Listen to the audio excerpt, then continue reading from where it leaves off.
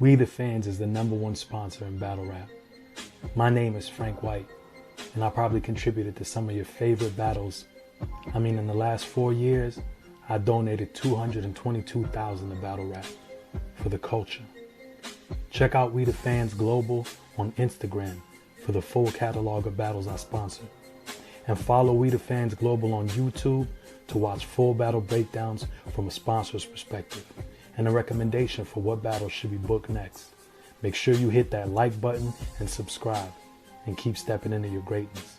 We the Fans is for the culture. We here with Mickey Factz, the one and only, the GOAT. Mickey, I appreciate your time. Smicky, what's going on, brother? You're the GOAT. I've been watching your career for a decade plus. You know what I'm saying? I'm inspired by your writing, inspired by all you've accomplished and contributed to the culture. So I appreciate you taking the time to do this. Oh, for sure. Thank you for having me here, brother. I really appreciate that. Let's get to it. Well, let's jump right into it. So day one. Well, for those that may not know context, you engaged in a 7-day plague, directly attacking from every possible angle. One of our most prominent battlers, his name is Verb.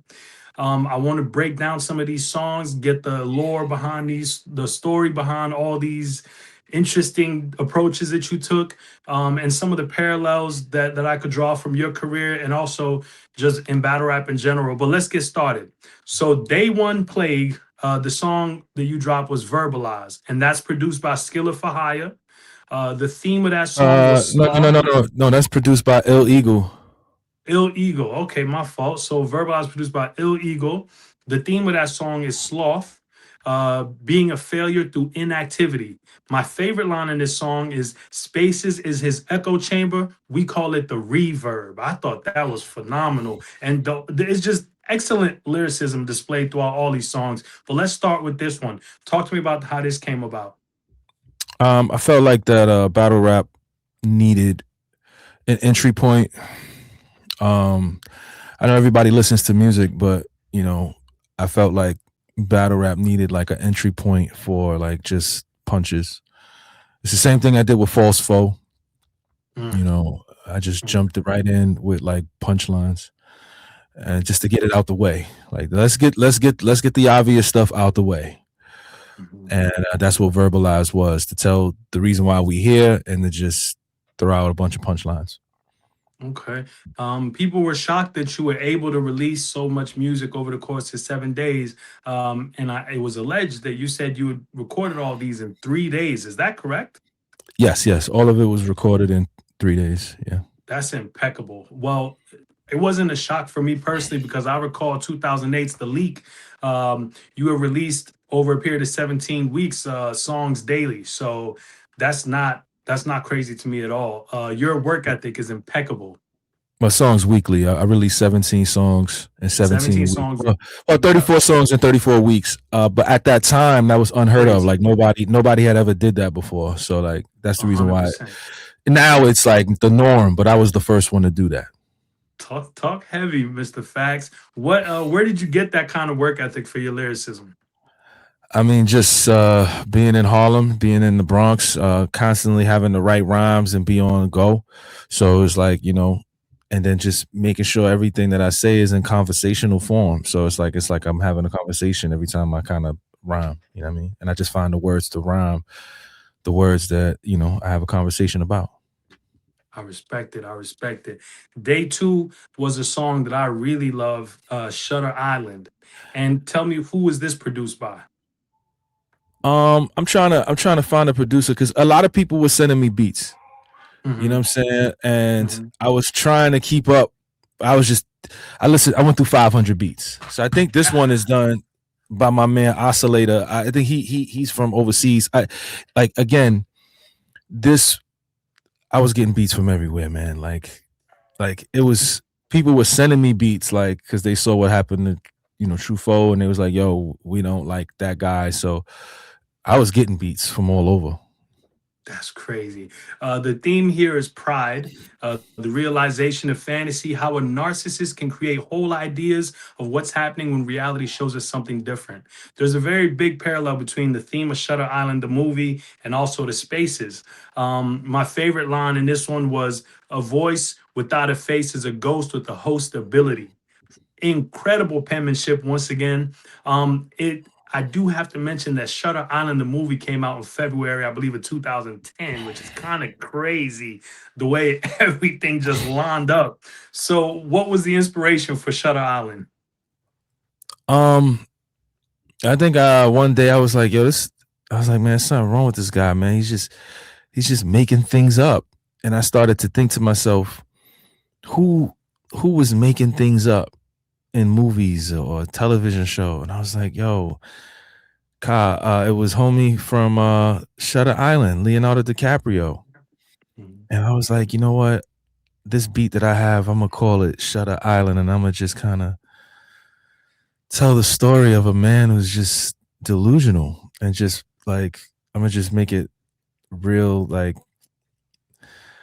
wordy, but like like talented wordy. Like, like, oh, okay, I'm following this storyline of how Mickey perceives this person to be in Shutter Island. He's by himself on an island saying anything that comes to his brain.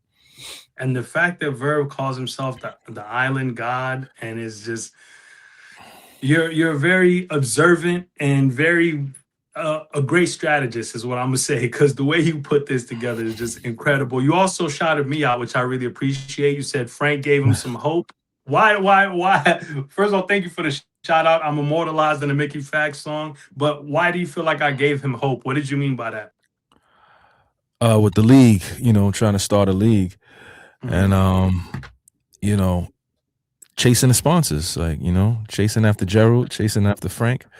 Yeah. I didn't mean it to be, disrespectful to you. It was more so his mindset that, he don't when you don't got no motion, you ain't got no bread, you gotta find the person that do got the bread to, sustain your particular lifestyle at that moment, and it's not a shot at you. It's more so the mindset of this character to do this because he's burned so many bridges. He can only go here to get some extra money to, fund whatever it is that he got going on. Sheesh. Well, as I said, very calculated, excellent execution. Day three, Ong Bak. This particular song, I have some questions about. Do you know who this was produced by?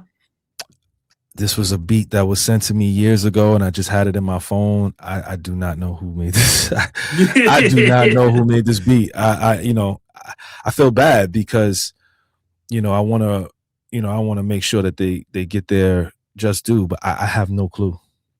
You did what you were supposed to do on this song, though. And the theme for this song is wrath, the visceral nature of skill. Believing that he is the only one that could lyrically be incredible is short sighted, thus, a plague of terror. Now, for me, my favorite line is, "Don't matter which craft I use, like I stay in Salem." I thought that was crazy. Also, the little slight jab at Truffaut with "Save You" is great, but ain't no score in the game eight. You were wilding, and I went and did a little bit of research on the Ung Bak movie.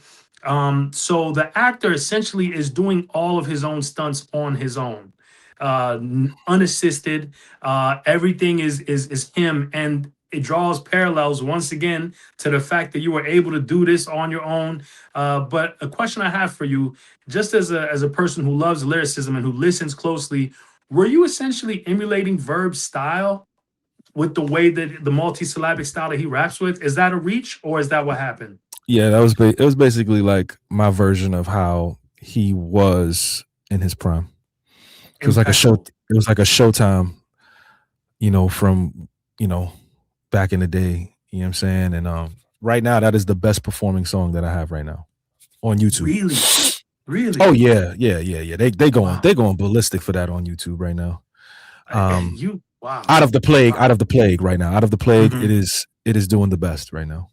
That's incredible. Well, it's phenomenal display of lyricism. I was just listening, and as a huge fan of Verb's rhyming style, I could see the similarities, and I was like, Mickey Fax is a genius. This is insane. So we go to day four. Day four was a culture shock. Day four was a shift. Day 4 is Letter from Hitman. And this theme here is Envy. And it's in a letter form sent to Mickey to read from Hitman Holla. It's a tale of jealousy that consumes someone so much that they would disregard someone's success due to their own stagnant nature. My favorite line, very simple but heavy hitting, what separates Hitman is the pay rate. And the bars leading up to that was crazy. Did you speak to Hitman before getting this? How did this come about? I guess I'll start there. How did you decide to come up with this theme? It's 8 days, well, 7 days. And I was like, I can't just have punchlines every day, so you have to have some sort of creative thought process. And I was like, man, I need to do something from Hitman's perspective. And it was a shot in the dark, because a lot of times stuff like that can fall flat on its face. Luckily, I was able to, I tried to rap in his voice and it just didn't work. So I was like, I'm gonna just make it like it's a letter, and I'm just gonna read it as Mickey Factz, but I'm reading it, I'm reading Hitman's lyrics.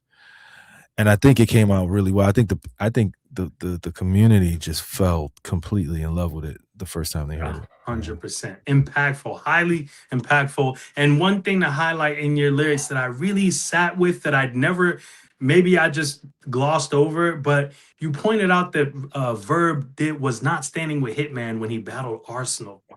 That is a very strategic way to paint that picture. Are these discussions, are these topics based on discussions you had with Hitman personally, or this was just observations that you made on your own? I mean, I feel like I'm a you can call me a historian of the community. So you got to think about, when Rex battled Young Ill, he was like, he said something like, Hitman had the biggest battle of his career and you and Verb ain't show up. And it made people kind of look back at the footage like, oh, wait a second, he is by himself. You know what I'm saying? So like, I always kept that in the back of my mind. And I felt it was necessary to just kind of speak on it. You know what I mean? Pure genius. And for those who may not be familiar, concept songs, concept albums, that's not something you're a stranger to at all. I do have to highlight in your own career, Mickey Mouse, the project about from the perspective of a graffiti writer who was later kicked out of his parents' house for being a troubled youth. I remember slick lines like, I'm hanging with Pollock, Warhol, chilling, and just painting that picture. That skill, how did you develop that skill of themed writing like that and perspective writing? I mean, I think storytelling was always something that I wanted to get into. I got to give a lot of credit to Sporty Thieves. Their first album, Street Cinema, was in a movie theater, and every song was a different movie. And I was always impressed by that. So I was like, you know what, I'm gonna try to do some storytelling stuff when I was a younger teenager. And then it just kind of, stuck with me. So I'm always trying to, think of different ways to kind of tell stories and get people to kind of be involved with things like that from that perspective. Incredible. We got to go to Day 5. Day 5 is even more display of creativity. Day 5 is a song called All Set, and it's based on, the theme is gluttony. This is for the cult that, as described, the Verb cult that exists. You describe them as enablers in the small atmosphere of oxygen that this man has left. Hearing what you represent constantly should show them the error of their ways. My favorite line is, I'm highlighting this foundation. It's not something that I make up. Incredible. And throughout the rhyme patterns, you find very creative ways to use the word set. And one particular way that totally blew me away is when you said the word set is in the middle of mousetrap. The last 2 letters of mouse and the first letter of trap, the set was right there. That's very intricate. Talk to me about how you came up with this one. I wanted to do something like, I was thinking about doing an A- remix, like, again, just rapping about him without the letter A in the entire song. And I was like, nah, I did that already. And that's very difficult to do. So I was like, what about his team, the set? And I was like, yo, set. I was like, oh, settler, sedative. I was like, oh, yeah, I'm going to use set the whole time and frame a story around it. You know what I'm saying? And there it is. You know what I mean? Incredible, incredible. And there's themes here. There's the seven deadly sins showing up in these themes, but one song in particular, and we spoke about this off camera, and I told you I thought was a, a decision that was different from what I expected. Now this song, to be clear, is not part of the plague. It's not dropping on DSPs when your album drops on March 14th. Um, I disagreed with attacking these two women in the song, but it was part of the theme of the attack, and all is fair in love and war. And I want to say shout out to Sean Styles, whose song this actually is, a song called 1 a.m. in the Bay. I love the hook. I believe you're on the remix to the original song. Is that correct? Yes, sir. Okay, so we'll be looking out for that. Talk to me about choosing to attack the two women who support him in the set on this song called Lost. So I did not want to diss them. Mhm. So I know you said that it was shooting at them girls, but I did not want to diss those girls. So I made it a conscious effort to have a real conversation with them and about their placement within his scenario. And I framed it in a way where it was more like Black Girl Lost by Nas. Got it. Yeah. I originally wrote it to Black Girl Lost. I was actually it was actually always supposed to be like a freestyle, Mhm. but it just wasn't. I was like, yo, this is not sounding right. And maybe I should just kind of do something over my man beat. Mhm. And it worked out better that way. But I don't see it as me dissing them. I'm like, yo, I apologize to both the girls. I said sorry to both of them in both verses. And then I'm also giving them words of encouragement of what they can and should be able to get in life. Mhm. I respect it. I respect it. I respect it.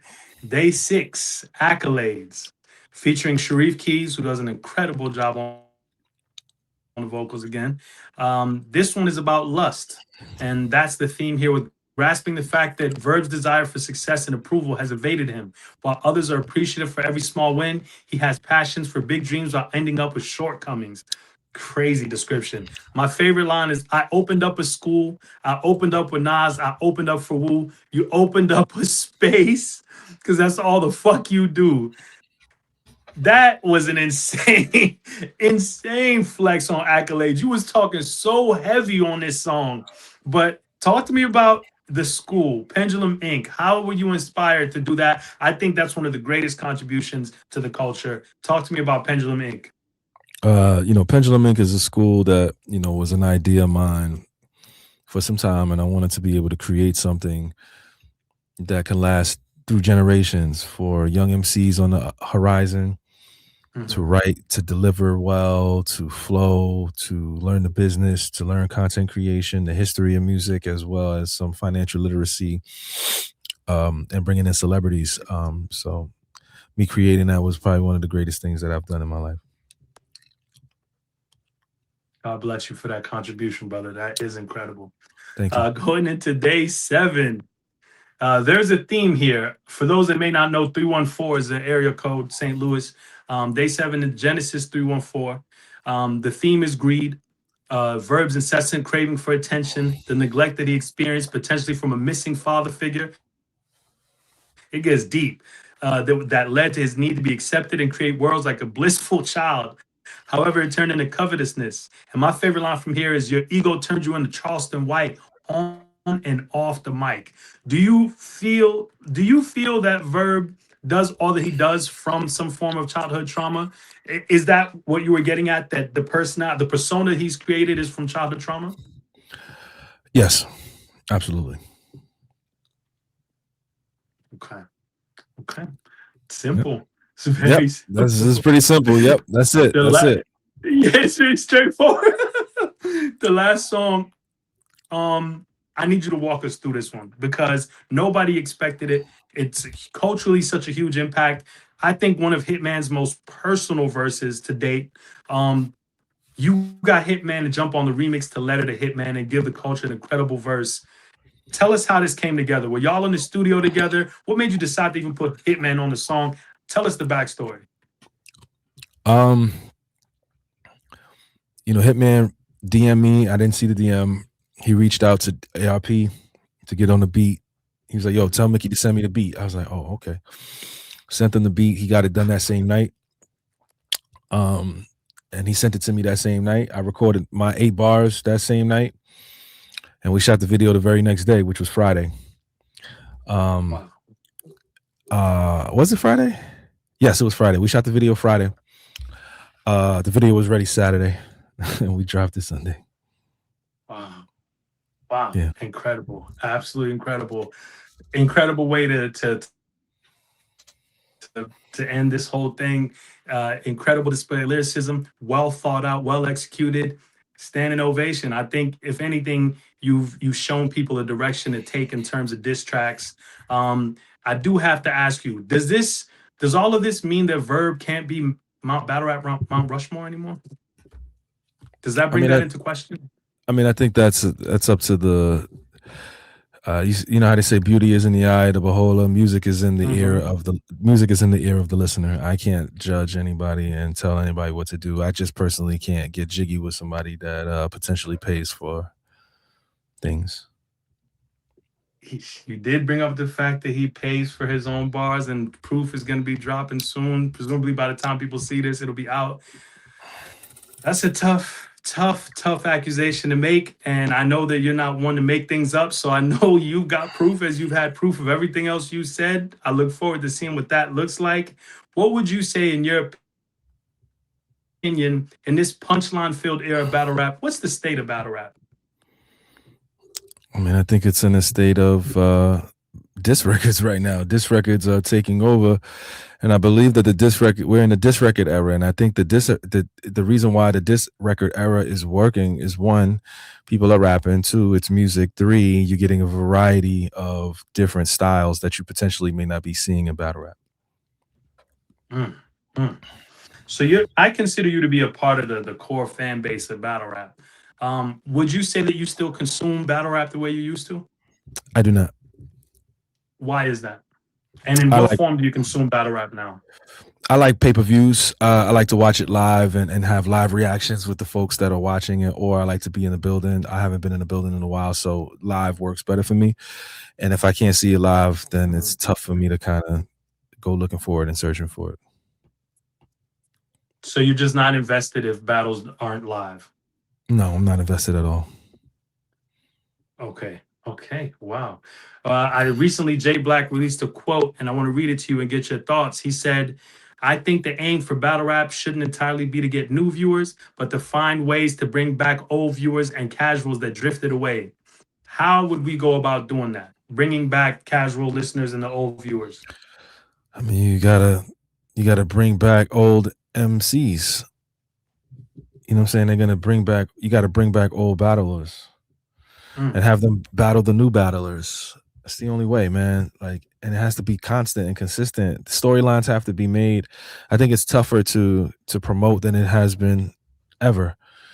You know, maybe doing blogs. I mean, I don't know. Like, guys got to figure it out, though, in order to kind of capitalize off what's going on, you know? Are you invested in any of the new talent at all? I'm not. Elijah Strait. I like Elijah Strait. What?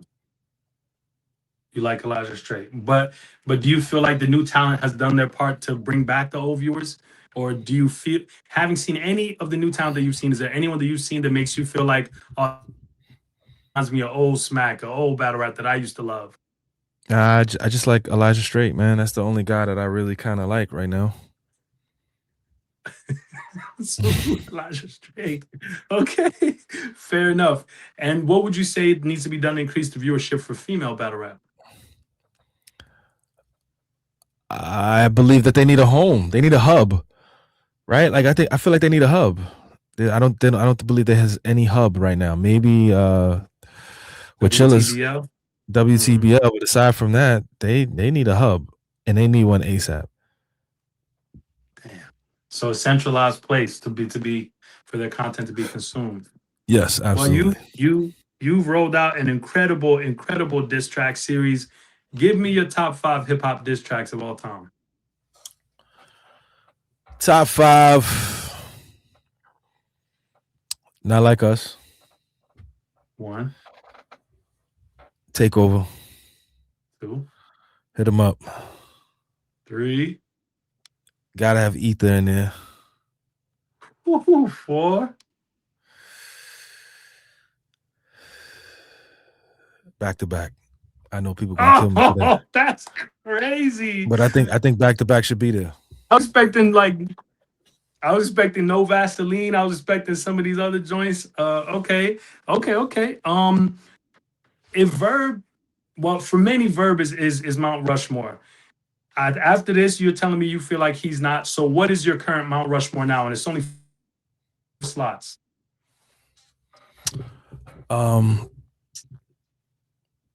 Mook, Lux, Rex, Arsenal. Mook, Lux, Rex, Arsenal. You was ready. You was ready. And wow. Okay. Are we ever gonna get Mickey Factz back in the ring? I don't know. I mean, I got a call not too long ago, but I turned it down. Who was it for, and why'd you turn it down? If you can say. I don't know if I could say, but yeah, I don't know. I just don't want to battle. You know what I'm saying? I think that's Okay.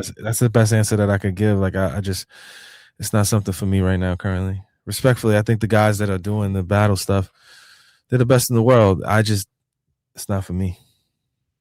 I respect it. You did battle at one point. Was it from passion, or just you just wanted to try it and see how it would go? I think the first time was I wanted to try it. I think every Mhm. single time afterwards I was asked, so it became passionate afterwards. I respect that. How would you call the battle you had with A Verb? Which one? The one you had in the battle setting, full circle, sir. How do you call that battle? Looking back, I got it a gentleman's 30, man. Like I think he did good, but I was just doing too much. So I got a gentleman's 30. he didn't get a single round. Facts. Not to me. Wow. Okay, I respect it. It's a We gentleman's 30. recently, It wasn't a body, it was just a gentleman's 30. so you just edged every round. He did his thing, but didn't get any round. Right, correct. Okay, we recently announced in collaboration with Straight Drop Media, T Top versus A Verb. What were your thoughts when you heard that announcement, and how do you call the battle if you had to predict who wins? I was like, Frank did it again. And I said, in terms of how I'm calling it, What do you mean by that? I'm giving it to T-Top 2-1 clean. I mean, it was just like, man, like we was packing them up. And here you come. Captain Saberho. You know, Yeah, Captain you out of Saberho. line. You're out of line, Facts. Captain Facts, you're Saberho out for of line. Captain Saberho for Captain Mark of the Boat. You know what I'm saying? That all works out. Yo, this is crazy. This is crazy. You're crazy. Listen, man, I think it's gonna be a good battle. I think it's a big battle. I think T Top has a lot to say thanks to you. You know what I'm saying? T-Top 3-0. T-Top 3-0. T Top 3. So you feel like we should just never book Verb again? Is that correct? I'm not gonna say that. I'm gonna leave it up to the people. I just think that when we're, in this space talking about this scenario, I feel like we got to be honest with ourselves, man. Like T-Top is one of the best anglers, and you giving him everything but the kitchen sink, and the kitchen sink might be there too.